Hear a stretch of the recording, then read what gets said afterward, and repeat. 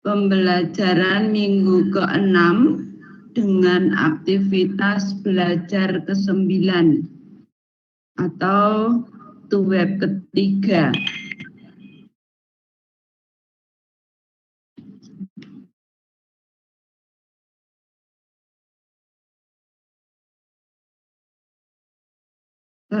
Untuk malam ini kita akan melanjutkan untuk beberapa tugas yang sudah mengupload di e-learning pada tugas 3.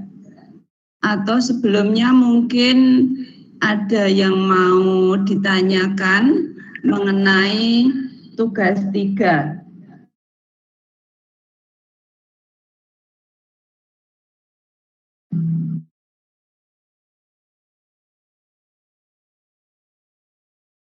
Apakah ada kesulitan untuk tugas 3?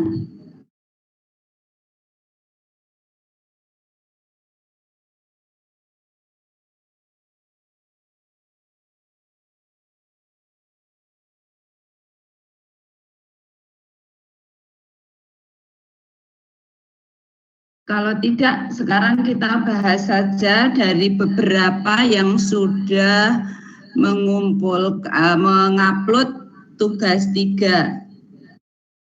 Mohon diperhatikan untuk pembahasan kali ini supaya tidak ada kesulitan pada saat mengunggah atau menyelesaikan tugas 3. Akan saya share contoh karil dari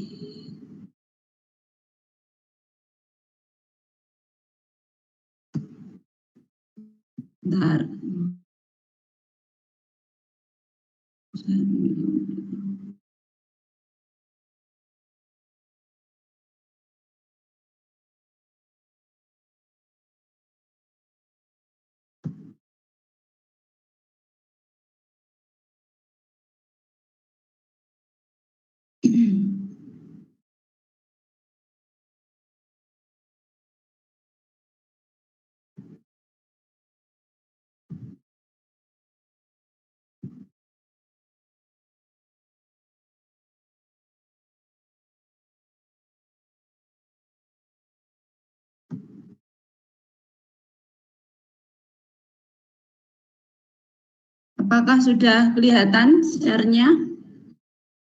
Belum ya? Bentar.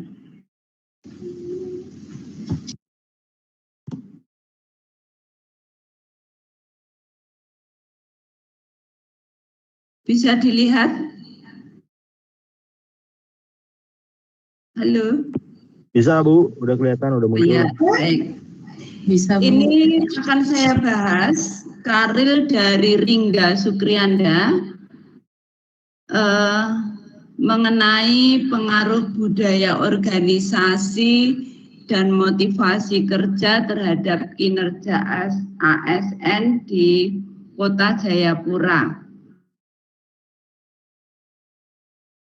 Dalam abstrak ini sudah mendekati betul, hanya saja mungkin diperjelas lagi bahwa kenapa perlu diteliti tentang budaya, motivasi, dan kinerja. Karena ini baru secara umum bahwa sumber daya manusia itu menjadi bagian yang penting dari organisasi pemerintah. Yang lainnya sudah betul. Kemudian kata kuncinya betul, ada budaya organisasi, kinerja motivasi, sudah sesuai dengan judul. Kemudian pendahuluan menjadi faktor utama 2017-2018 Hasibuan. Kemudian yang bisa saya koreksi Ini Ringga, rumusan masalah. Rumusan masalah ini Anda buat di dalam pendahuluan, tidak usah memakai subjudul rumusan masalah. Ini narasikan bahwa penelitian Anda mau menggambarkan bahwa ada pengaruh antara budaya organisasi dengan kinerja, dan juga ada pengaruh antara motivasi dan kinerja pada aparatur sipil negara di Kota Jayapura. Maksud ya Ringga? Jadi tidak Ringga ada nggak ini Ringga? Ada Bu. Oh iya, jadi tidak subjudul tersendiri tetapi include-kan di dalam pendahuluan. Karena ini bentuknya adalah artikel. Bukan lagi proposal atau bukan lagi semacam skripsi atau tesis. Jadi ini sudah dibuat dalam bentuk artikel. Kemudian lanjutnya tentang metode penelitian. Metode penelitian ini menggunakan metode kuantitatif. Didefinisikan ini menurut siapa Ringga? Definisi dari penelitian kuantitatif adalah ini dari siapa? Bukan pendapat sendiri kan? Jadi perlu dikasih ini referensi dari siapa. Kemudian data dikumpulkan oleh peneliti dengan memanfaatkan instrumen penelitian. Instrumen penelitiannya berupa apa Ringga?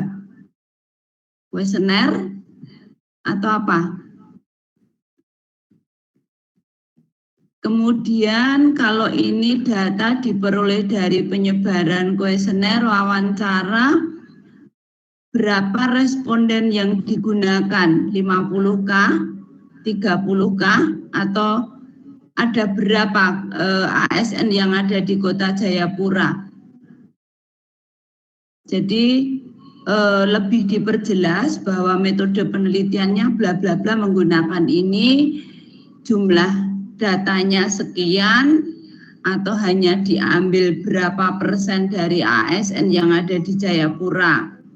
Kemudian metode analisisnya menggunakan analisis regresi. Ini sudah mendekati betul, hanya saja datanya berapa belum disebutkan. Kemudian dari hasil dan pembahasan. Hasil itu adalah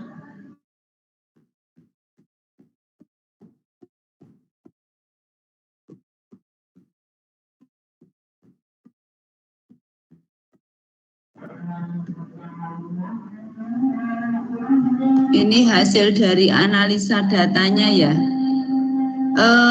Kalau boleh tahu ini berarti datanya berapa ya Ringga?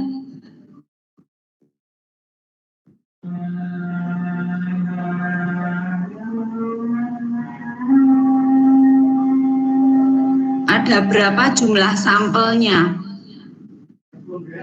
Respondennya? Atau sampel yang diambil ada berapa? Belum nampak di sini.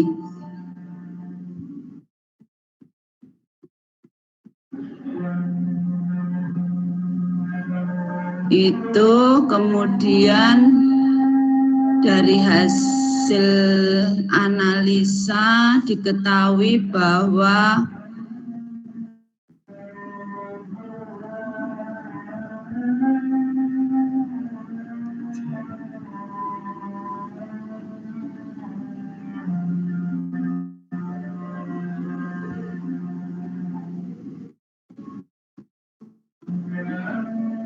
sudah betul cara penyampaiannya, cuman ini belum menunjukkan bahwa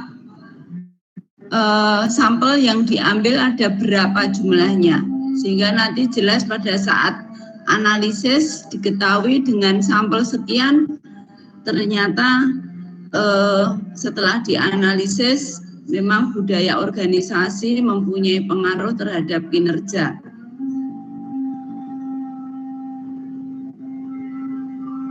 Kemudian daftar pustaka ini juga kelihatannya belum menggunakan Mendeley ya. Nah, diharapkan untuk daftar pustaka sudah dibuat ke dalam Mendeley. Itu mungkin dari Ringga ada pertanyaan?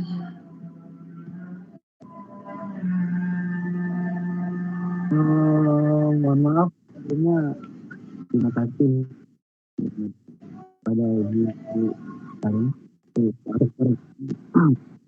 Sekarang ini saya sudah dapat semua yang harus saya perbaiki.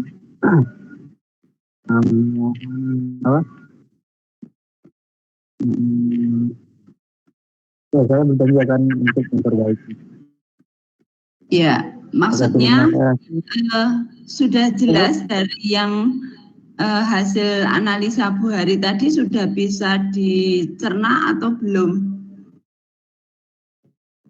Sudah Bu, iya. saya sudah bagian catat apa aja kekurangan yang harus saya lengkapi. Oh ya, baik. Baik, kemudian saya bahas lagi untuk yang sudah mengunggah supaya yang lain bisa menyimak.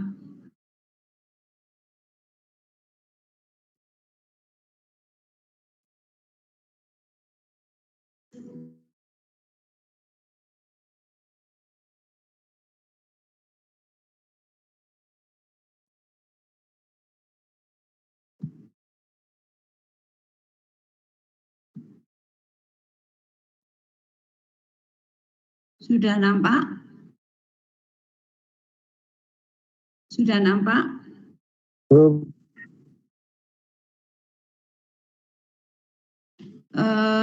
Cipta ada nggak ini, Cipta Levrin?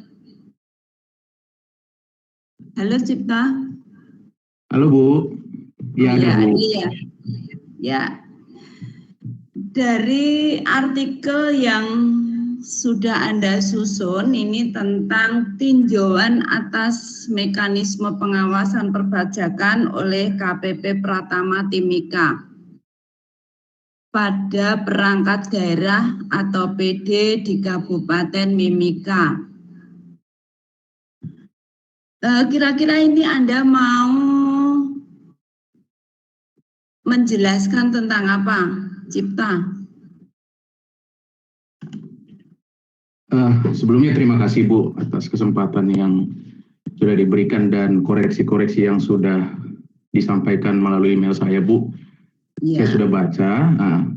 Jadi saya akan jelaskan Bu terkait dengan judul. Memang saya hanya mempersempit lingkupnya untuk meninjau terkait dengan pengawasan perpajakan yang dilakukan oleh KPP Pratama Timika. Objek yang diawasi pajaknya adalah perangkat daerah. Perangkat daerah itu seperti dinas, seperti DPRD, dan lain-lain. Unit-unit vertikal di bawah kabupaten, di bawah bupati, di bawah kabupaten. Jadi yang saya rincikan Bu lebih lanjut itu adalah mekanisme yang dilakukan oleh KPP itu terkait pengawasannya seperti apa. Nah, di situ ada tahapan-tahapan, kemudian juga ada tolok ukur di situ, kemudian ada target juga. Nah, dalam upaya mencapai target itu apa yang dilakukan oleh KPP Pratama Timika itu sudah saya uraikan. Makanya di sini meninjau mekanisme pengawasannya seperti apa, kayak gitu Bu kurang lebih. Baik.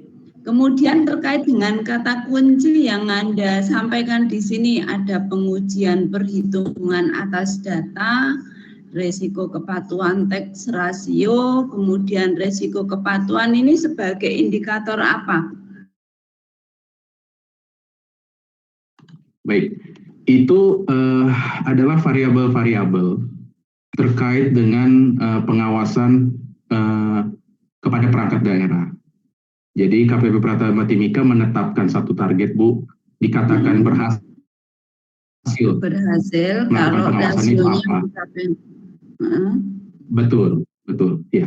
Jadi inilah variabel-variabel yang saya jadikan sebagai kata kunci bahwa untuk pengawasan perangkat daerah dikatakan berhasil apabila 3 variabel tersebut atau 3 kata kunci tersebut sukses dilakukan oleh KPP Pratama Timika.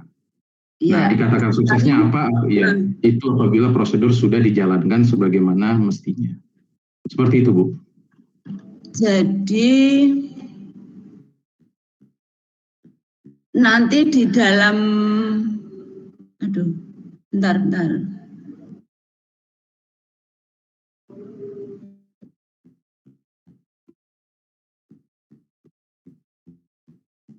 Sebentar.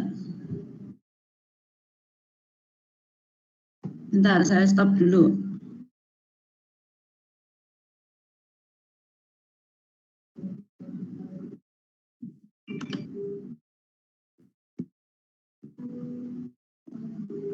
Cipta.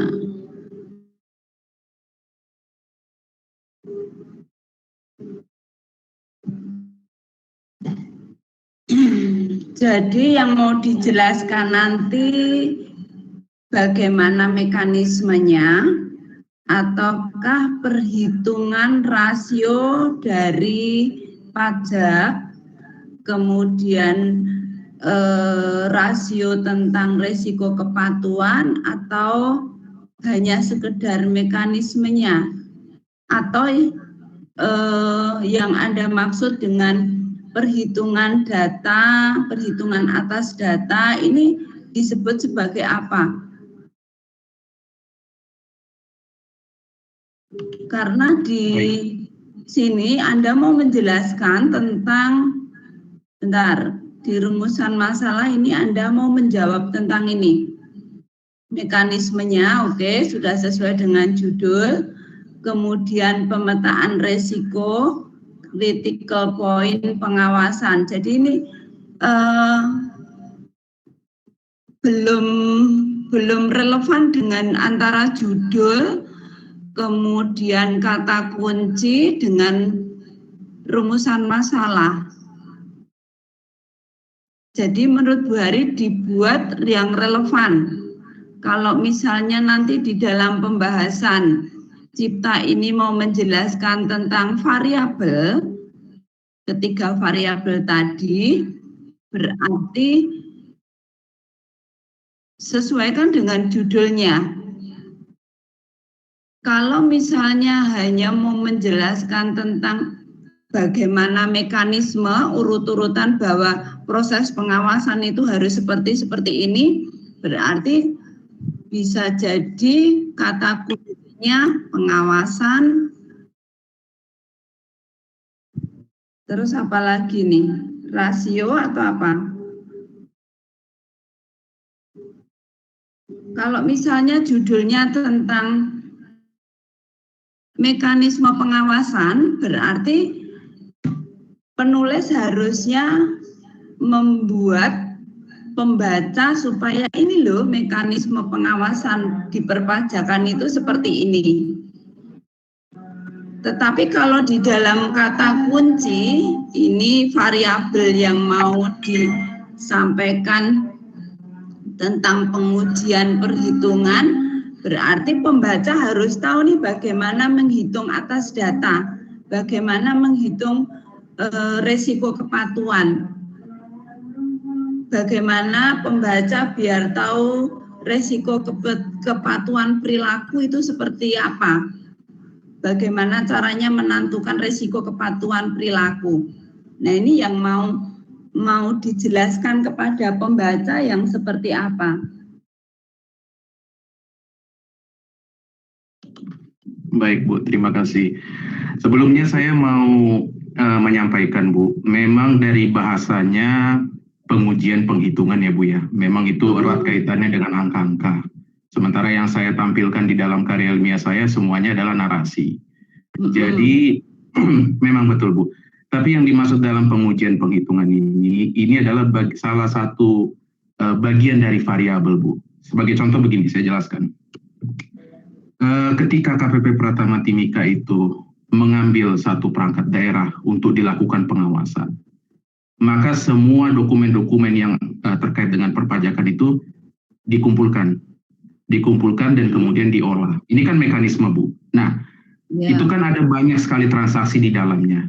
Makanya KPP Pratama Timika di situ berperan untuk mengambil sampling Bu. Dari sekian ratusan transaksi dalam selama 1 tahun itu disampling Bu.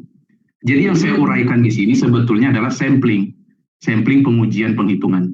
Mungkin kata-katanya mungkin akan saya perbaiki terkait dengan pengujian penghitungan. Mungkin saya akan tambahkan kata-kata pengambilan sampel Bu ya terkait dengan pengujian penghitungan agar supaya tidak bias bahwa ini harus disajikan dalam bentuk angka-angka. Dan karena ini adalah data yang bersifat privasi Bu ya. Jadi terutama terkait dengan anggaran, angka-angka. Jadi memang saya ada keterbatasan untuk memperoleh informasi tersebut gitu. Jadi saya hanya berdasarkan prosedur saja Bu, mekanismenya saja, langkah-langkah yang upaya-upaya yang dilakukan oleh KPP Timika Bu. Seperti itu. Iya. Berarti kalau Anda mau menjelaskan hanya mekanismenya, berarti Anda kan hanya mau menjelaskan kepada pembaca seperti apa sih mekanisme pengawasan itu, kayak gitu kan? Betul Ibu. Ya. Kemudian kalau misalnya Anda mau menjelaskan mekanisme pengawasan ini, yang diawasi apa saja? Bisa diulangi Bu pertanyaannya? Kalau yang mau dijelaskan kepada pembaca tentang seperti apa sih atau bagaimana mekanisme pengawasan perpajakan pada perangkat daerah itu, kan ada beberapa langkah nih. Mekanisme kan berarti ada tahap-tahapan yang harus dijalankan kan? Betul Bu. Ya, berarti kan Anda mau menjelaskan itu mekanisme mulai dari pertama memeriksa laporan keuangan, kemudian mekanisme kedua harus menghitung rasio, gitu ya kan? Iya betul. Ya, nah makanya kalau itu yang mau dijelaskan, berarti coba yang mau dijelaskan itu dimunculkan di dalam judul. Nah, sekarang Bu Hari bertanya nih, dalam mekanisme itu langkah-langkahnya apa saja? Langkah-langkahnya Bu? Ya, sebentar. Saya buka datanya sebentar Bu ya. Ya.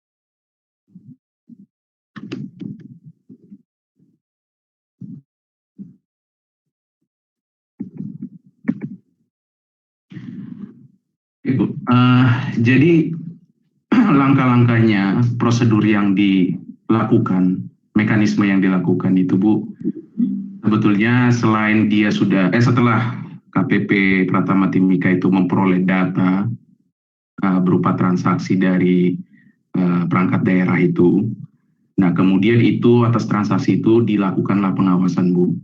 Nah, ada variabel-variabel, tentu kan kalau pengawasan kan kita menetapkan dulu Bu, apa yang diawasi. Nah, terus kriteria ideal supaya itu pengawasannya sukses, itu apa?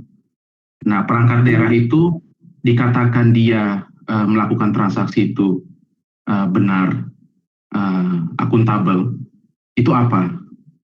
Nah, itu ada 3 variabel. Itu yang saya sudah masukkan 2 diantaranya itu menjadi kata kunci, Bu. Yang pertama, risiko kepatuhan. Ini adalah salah satu variabel, Bu, yang harus dilakukan oleh KPP Pratama Timika untuk mengukur. Berarti gini aja, kalau misalnya analisis risiko kepatuhan terhadap mekanisme pengawasan perpajakan gitu gimana? Sehingga nanti kalau Anda menjelaskan tentang risiko kepatuhan, oh ya ini sudah ada di judul, ini ada di kata kunci. Jadi kan Anda mau berusaha menghitung risiko kepatuhan dan tax ratio dan risiko kepatuhan perilaku kan? Iya, betul Bu. Ya. Coba analisis risiko kepatuhan dalam mekanisme pengawasan perpajakan di KPP Pratama. Sesuai atau tidak, relevan atau tidak dengan yang mau Anda jelaskan. Izin diulangi Bu, mohon diulangi Bu. Analisis risiko kepatuhan. Analisis risiko kepatuhan. Risiko kepatuhan. Ya. Terhadap mekanisme pengawasan perpajakan. Pada perangkat daerah dan seterusnya. Analisis risiko kepatuhan terhadap mekanisme pengawasan, analisis risiko. Jadi nanti Anda mau menjelaskan bahwa mekanisme pengawasan itu bisa ditampakkan pada saat Anda membuat analisis risiko kepatuhan tax ratio. Risiko kepatuhan tax ratio ini kan bisa Anda dapatkan dari pemeriksaan data laporan keuangan tadi kan, atau pajak pada transaksi, ya kan? Betul Bu. Ya, itu aja. Nanti jadi di dalam pendahuluan seperti tadi punya siapa tadi? Itu tidak lagi tentang ini, tetapi rumusan masalahnya bagaimana analisis rasio kepatuhan terhadap mekanisme pengawasan. Jadi Anda berusaha menjelaskan kepada pembaca bagaimana sih supaya pembaca itu tahu caranya menganalisis risiko kepatuhan terhadap perpajakan.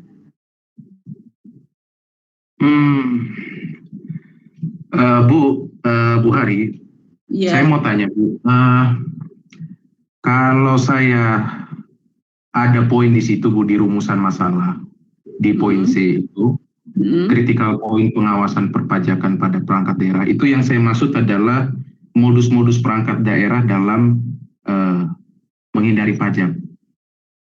Bisakah saya masukkan itu sebagai pendukung untuk untuk uraian di karya ilmiah ini, Bu? Nah, itu yang saya bilang bahwa antara judul, pendahuluan, dan rumusan masalah itu harus relevan. Kalau di judul Anda hanya mau menjelaskan nih loh mekanisme punya pengawasan perpajakan, kalau kemudian di rumusan masalah harus ada jawaban tentang critical point pengawasan, itu beda lagi kan? Itu hal lain yang memang harus dibahas tersendiri. Atau harus memang di dalam mekanisme pengawasan harus ada critical point? Sebenarnya critical point ini untuk membedakan mana perangkat daerah yang perlu diawasi, karena kan itu ada sekian puluh perangkat daerah Bu ya.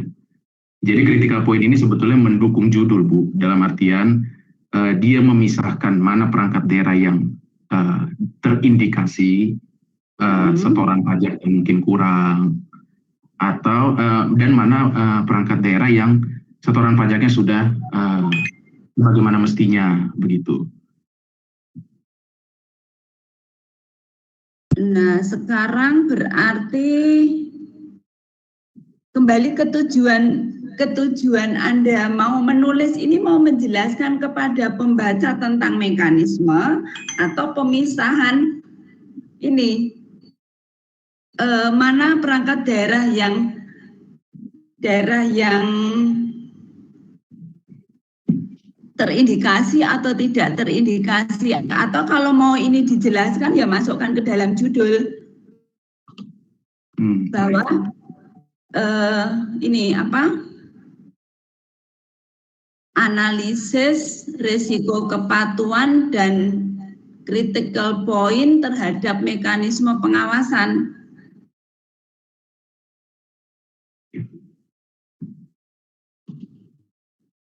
Jadi nanti pada saat menjelaskan itu, oh ya memang judul ini mau menjelaskan tentang risiko kepatuhan dan critical point, tetapi kemudian pada saat menjelaskan risiko kepatuhan itu sebenarnya kan tidak berusaha membedakan mana perangkat daerah yang terindikasi dan tidak terindikasi kan? Iya. Sekarang objeknya perangkat daerah, berarti yang mau dilihat mekanismenya yang terindikasi atau yang tidak terindikasi, ataukah mekanisme pengawasan ini tujuannya mau melihat critical point dari perangkat daerah.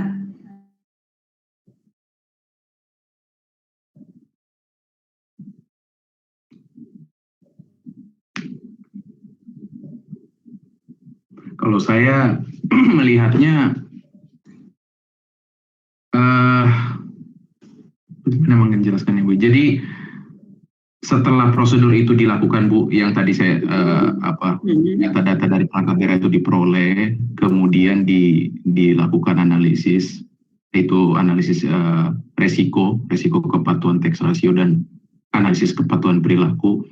Output dari itu kan nanti akan diperoleh, Bu, mana perangkat daerah yang terindikasi setoran pajak yang kurang. Jadi hasil dari analisis mekanisme tadi akan nampak atau hasilnya berupa critical point untuk perangkat daerah gitu ya. Nah, izin saya lanjutkan dulu sebentar, Bu. Ya. Jadi setelah itu tadi diperoleh, dilakukan analisis risiko kepatuhan tax ratio dan analisis risiko kepatuhan perilaku, diperolehlah perangkat daerah yang mana-mana terindikasi setoran pajaknya kurang.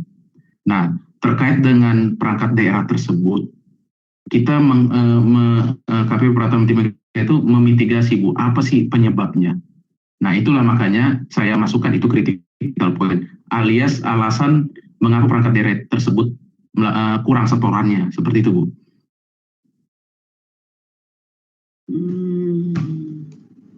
Jadi lebih ke penjelasan atas hasil yang didapat dari analisis itu, Bu. Itulah critical point yang saya maksud, Ibu.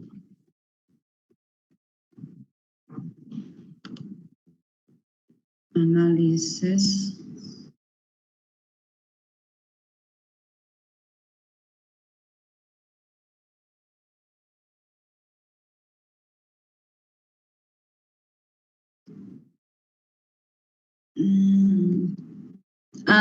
Gini aja, Cipta, coba diulang lagi dari yang Bu Hari tadi, masukan Bu Hari tadi untuk judul analisis resiko kepatuhan terhadap mekanisme pengawasan.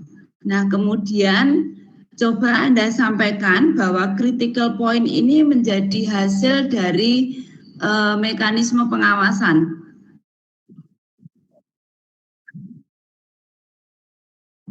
Disesuaikan dulu ya, Cipta. Baik, Bu, baik. Intinya begini, bahwa yang dibuat judul, kemudian tujuan dari penulisan itu supaya pembaca jadi jelas, yang tidak tahu tentang kritikal atau tidak tahu tentang mekanisme pengawasan jadi mengetahui, gitu loh. Intinya itu. Jadi buat bahwa antara judul, kemudian kata kunci, pendahuluan sampai dengan hasil itu relevan. Bahwa ini loh yang mau saya jelaskan tentang ini. Kalau di judul tentang mekanisme misalnya ya, berarti kan langkah-langkah bagaimana melakukan pengawasan perpajakan. Itu aja langkah-langkahnya, karena judulnya hanya meninjau tentang mekanisme pengawasan. Tetapi kemudian kalau di dalam kata kunci ada resiko kepatuhan dan resiko kepatuhan perilaku, meskipun ini menjadi yang dilakukan dalam langkah salah satu langkah mekanisme pengawasan, oke, tetapi hendaknya ini munculkan di judul.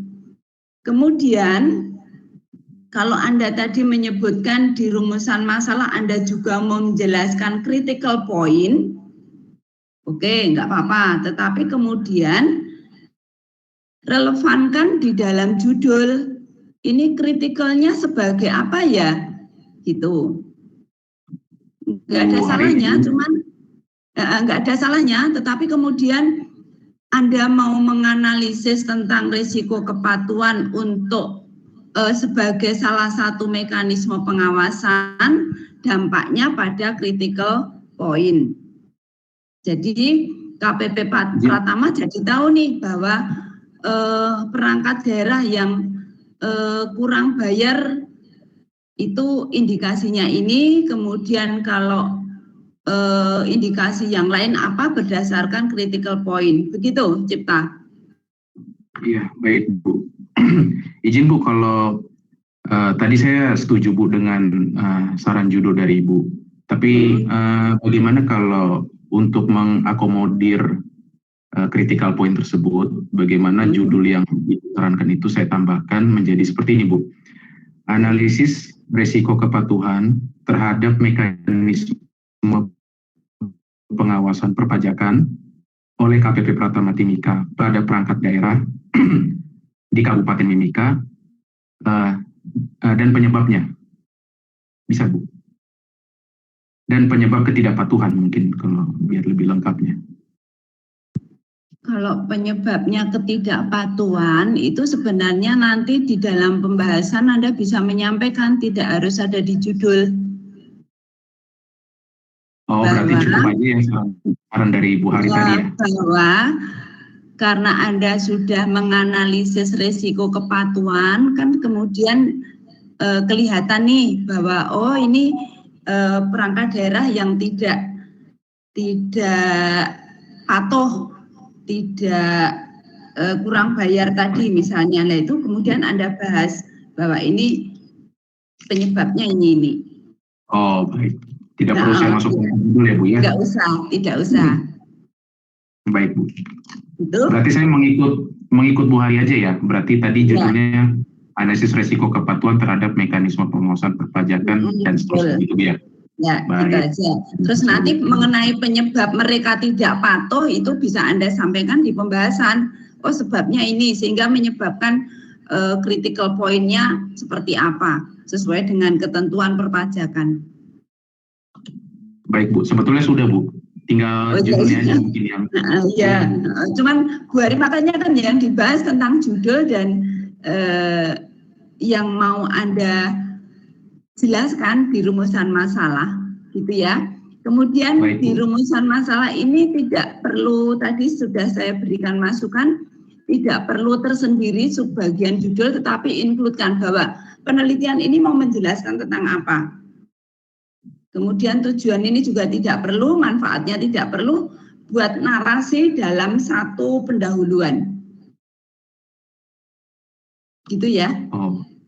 Ya, jadi bentuknya sudah tidak lagi seperti skripsi, tetapi dalam bentuk artikel. Seperti contoh kemarin di WA Group sudah saya berikan contoh artikel. Jadi manfaat penelitian, tujuan penelitian itu sudah disamarkan dalam bentuk narasi di dalam pendahuluan. Oh, berarti tidak usah subjudul seperti ini Bu, saya bikin. Ya. Saya narasikan aja Bu ya. Saya kembangkan poin-poin itu, saya bikin kata-kata.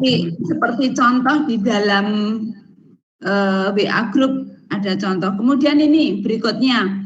Di sini masih ada bab 2 metode dan kerangka, tidak perlu lagi. Kemarin Bu Ari sudah memberikan catatan. 2.1 tidak perlu lagi, tinggal metode penelitian. Metode apa yang Anda gunakan, sampelnya siapa, kemudian cara menganalisnya seperti apa, itu di dalam metode penelitian. Jadi ini tidak perlu, bab 2 metode dan kerangka berpikir tidak perlu. Baik. Seperti kemarin Bu Ari sudah memberikan catatan ya di email. Sudah Bu, sudah saya baca. Ya. Kerangka pikir juga tidak perlu lagi. Nah, bab 3 ini juga kemarin sudah saya beri catatan, ini tidak perlu lagi. Langsung hasil dan pembahasan. Hasil apa, kemudian dibahasnya seperti apa. Hasilnya tentu saja Anda menemukan data mengenai mekanisme di dalam pengawasan itu seperti apa. Baik. Gitu ya, Cipta? Baik Bu, terima kasih. Ya, terus kemudian ini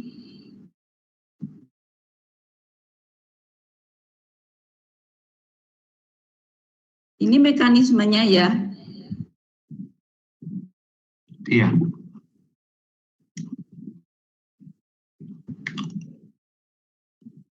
Kemudian, nah, kesimpulan dan saran juga tidak perlu di tengah seperti ini.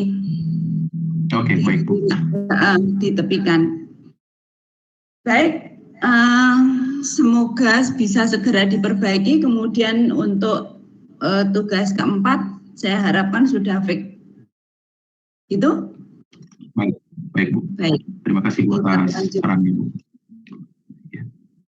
Kita lanjutkan.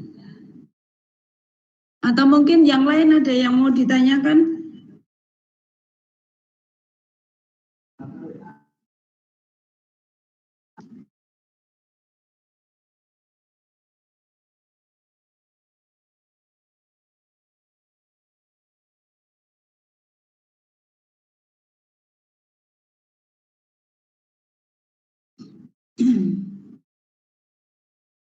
Saya harapkan dari yang saya sampaikan di web ini tetap kemudian nanti hasilnya tetap diupload di e-learning ya. Meskipun nanti saya beri kesempatan semua saja para mahasiswa untuk kalau misalnya mau bimbingan langsung dulu sebelum diupload ya boleh. Ya, hasil atas koreksi saya diupload saja, kemudian nanti biar bisa diperbaiki setelah upload di e-learning. Kemudian jangan lupa di minggu ke-6 ini sudah setelah ini memasuki aktivitas belajar 10 yang sudah harus mengunggah tugas 4.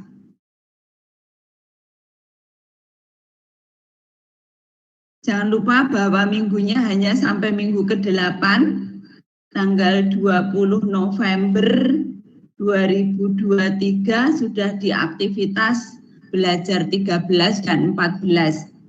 Silakan atau yang belum segera dikebut untuk tugas 3 dan tugas 4. Gitu ya, jadi yang dari WA kemudian dari email itu hanya untuk proses bimbingan, tetapi dari hasil proses bimbingan tetap Anda unggah di e-learningnya UT. Begitu, mungkin ada pertanyaan lagi atau mau ada contoh lagi? Izin Bu Ari, mau bertanya. Ya, boleh. Terkait dengan daftar pustaka Bu. Kebetulan judul yang saya ambil ini setelah saya cek-cek di internet dan di perpustakaan umum, saya tidak mendapati artikel yang serupa, Bu. Nah, justru saya malah dapat buku itu malah terbitan tahun 2015, Bu. Nah, sementara berdasarkan ketentuan yang saya lihat di PowerPoint yang Ibu kasihkan, itu membatasi kalau tidak salah 5 tahun terakhir ya, Bu ya? Betul. Nah, jadi bagaimana, Bu, kalau misalkan literatur terkait itu yang terbarunya tidak ada, Bu? Justru adanya yang lebih dari 5 tahun yang lalu. Bagaimana, Bu? Bisa saya masukkan sebagai daftar pustaka? Anda sudah mencari referensinya di Google Scholar? Google Scholar, belum sih, Bu. Coba ketikkan Google Scholar, kemudian ketikkan kata kuncinya. Makanya tadi Bu Hari menyampaikan kata kunci itu harus relevan dengan judul, itu untuk memudahkan Anda mencari referensi. Coba ketikkan Google Scholar, kemudian ketikkan sesuai yang Anda mau bahas. Kalau misalnya tadi tentang risiko kepatuhan, kemudian mekanisme pengawasan, ketikkan saja, coba. Baik, muncul Bu, enggak? saya coba. Ya, baik. Saya lanjutkan ke tugas yang lain ya. Ini V ada V?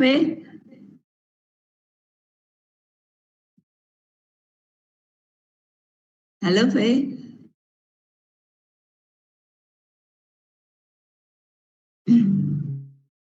Coba saya share punya V.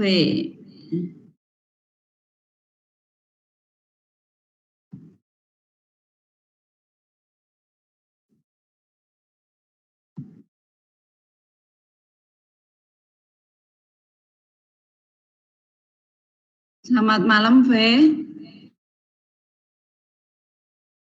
Oh ini mana V, enggak ada. Ini Bu. Oh ya, sudah diperbaiki kah?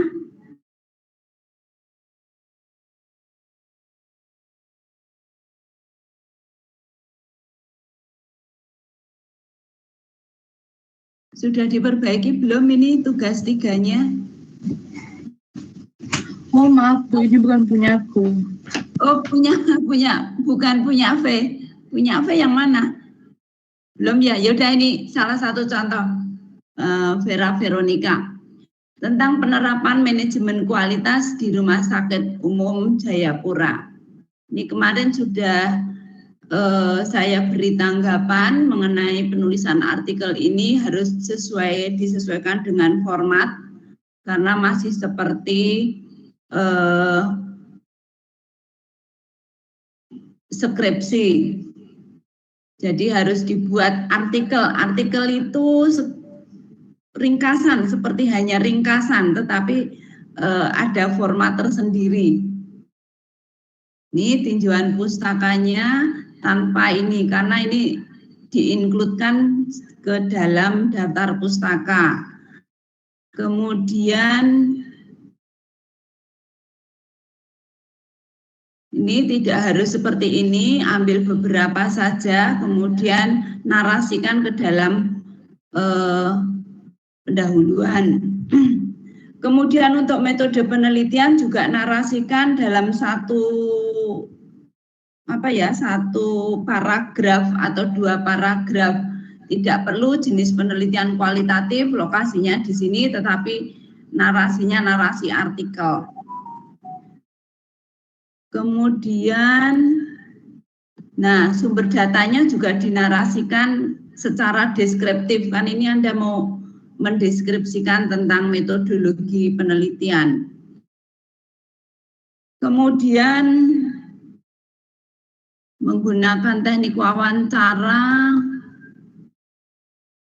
Nih, di sini betul bahwa ini adalah data yang Anda peroleh.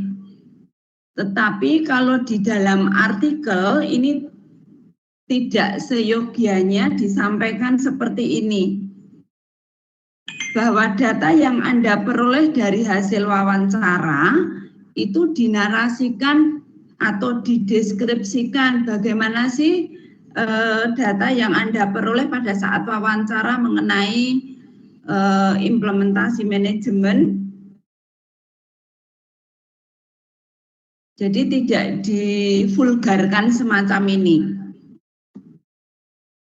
Kemudian dari data Anda analisis, oh ternyata dari data yang saya peroleh itu diperoleh manajemen kualitasnya diterapkan seperti ini, seperti ini. Nah ini memang dari hasil wawancara, hendaknya dideskripsikan, dinarasikan menurut kata-kata Vera sendiri.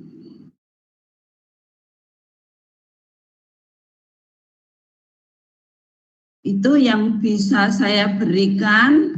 Kemudian tambahan lagi, kalau misalnya ingin membuat daftar pustaka dengan mudah, itu ada menggunakan Mendeley. Anda download aja Mendeley, kemudian caranya ada di YouTube Bu Hari, sudah ada panduan untuk membuat daftar pustaka dengan Mendeley. Baik, dari yang sudah saya sampaikan ada pertanyaan mungkin atau ada kesulitan yang mau disampaikan, silakan.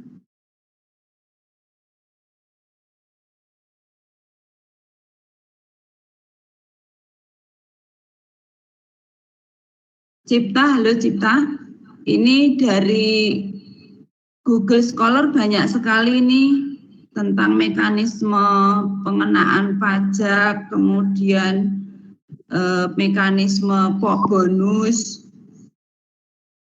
dalam pajak. Baik, Bu. Ya. Iya, jadi nggak usah kesulitan, nanti pasti di Google Scholar. Baik, nanti saya cek dan saya perbarui daftar pustakanya, Bu. Ya, baik.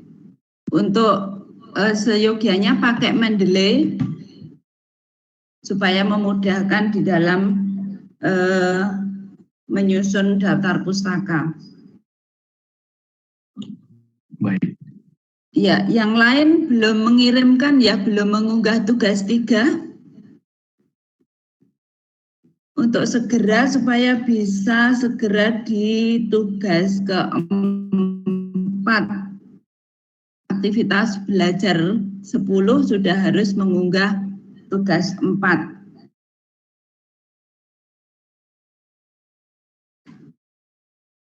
Master, ada pertanyaan? Oh, tidak Bu, sudah jelas. Sudah jelas. Torek Rikna. Torek Rikna ini namanya siapa ya?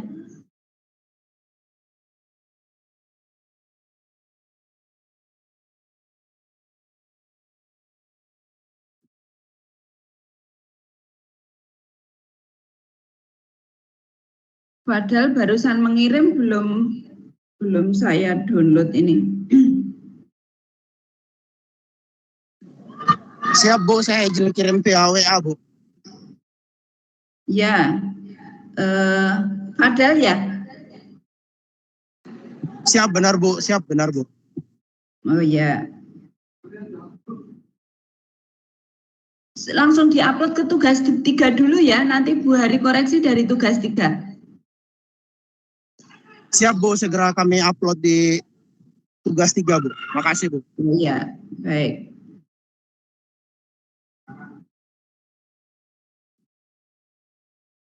Tapi jangan ditunda ya Fadel, segera ya. Siap Bu, malam ini Kak saya upload Bu. Oh ya, baik. Kemudian ada lagi yang mau bertanya? Atau mungkin kesulitan di dalam menyusun artikel, boleh nanti bertanya di grup, silakan itu sebagai media bahwa Anda mau bertanya di situ, tidak hanya pengumuman dari Bu Hari, pemberitahuan to web, tetapi boleh berdiskusi di situ juga boleh.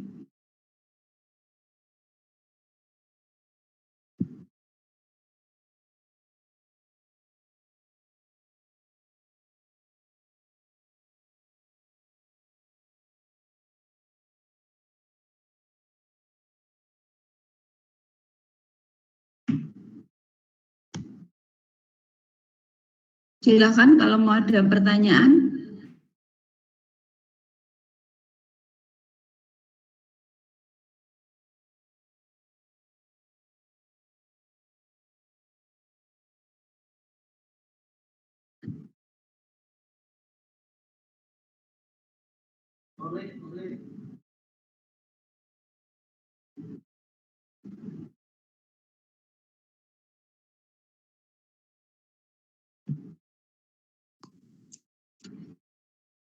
Halo, selamat malam Ibu. Selamat malam. Tugas 3-nya batas waktu kapan Ibu? Batas waktunya harusnya ini sudah tanggal 30 kemarin. Segera saja dilengkapi, kemudian sekalian nanti biar saya bisa memberi masukan minggu ini sampai dengan minggu depan tugas 4 harus sudah selesai. Siap Ibu. Setelah tanggal 13 nanti kita webinar lagi untuk web yang keempat setelah tanggal 13. Jadi siap. Saya harapkan sebelum tanggal 13 sudah upload tugas 4, kemudian kita bahas, kita V-kan di webinar keempat, kita lakukan diskusi, kemudian tanggal 20 ini sudah harus upload karir jadi. Siap Ibu. Izin Bu, mau tanya, jadi tugas 3 dulunya sudah lewat ya Bu ya, sebenarnya ya Bu? Tapi masih bisa diupload kan?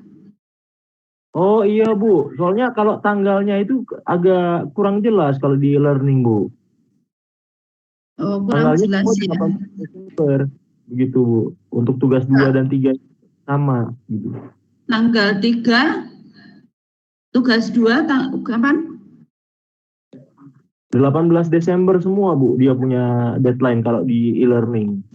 Oh, itu yang terakhir harus upload ya, tetapi setiap tugas kan harus dilengkapi. Tugas 1 harus ada, tugas 2 harus ada, tugas 3 harus ada, meskipun nanti terakhir di tanggal 12 Desember itu yang final. Nggak boleh nanti tiba-tiba Anda kirim di final, nanti nggak bisa dinilai. Ada prosesnya. Oh baik Bu. Ya. Iya. Berarti kalau misalnya saya kan belum ngumpul tugas 2 juga, nanti tugas 2 kalau saya kumpulkan bersama dengan 3, apakah itu tidak apa-apa kah? Nggak apa-apa. Udah pokoknya dipenuhi semua dulu sampai dengan minggu depan tugas 4. Ya mohon izin Ibu, kalau tugas 3 besok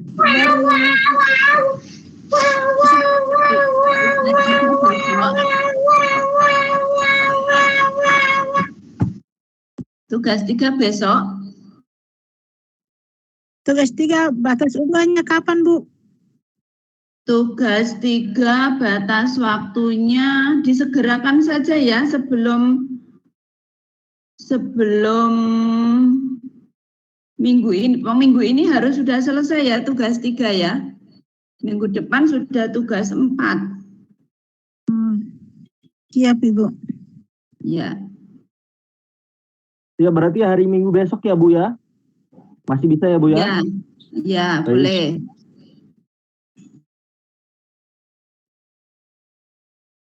Setelah tanggal 13 nanti kita harus sudah web lagi. Oke Bu. Baik, masih ada pertanyaan lagi?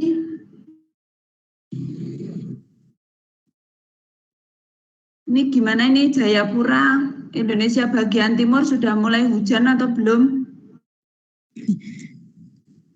Waduh, hujan panas terus Bu. Oh, di Jawa Tengah belum hujan nih. Udaranya panas sekali. Ya, dengar-dengar di Jakarta begitu juga.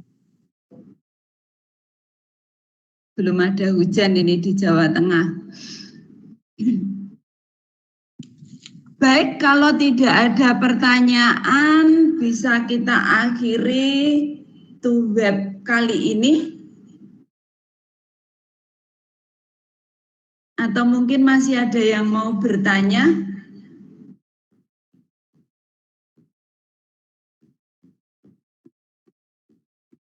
Tidak ada?